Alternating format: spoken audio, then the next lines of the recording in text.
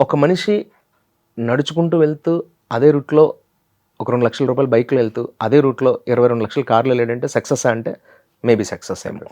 అలాగే ఈ bikes cars దీని గురించి అన్నారు కాబట్టి ఒకటి అడుగుతాను బ్రో.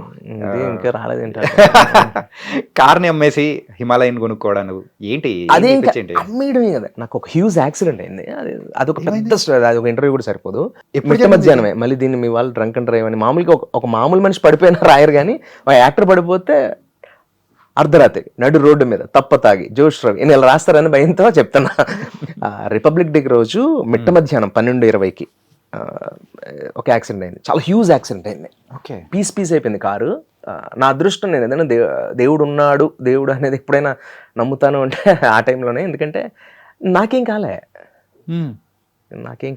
నేను బయటకు బాగానే వచ్చాను. అప్పుడు నమ్మకం కుదిరింది, ఓహో మనకి ఏదో ఉంది ఇండస్ట్రీలో, లేకపోతే మనం మన ఆయనకి రావడం ఏంటి, దేవుడు అక్కడి నుంచి చెప్పాడు ఈయన కొడుకుని మాత్రం పైకి రానివ్వకండి అని. ఆడికి ఇంకా ఉంది ఇంకా అక్కడ లైఫ్ అని పంపించాడు.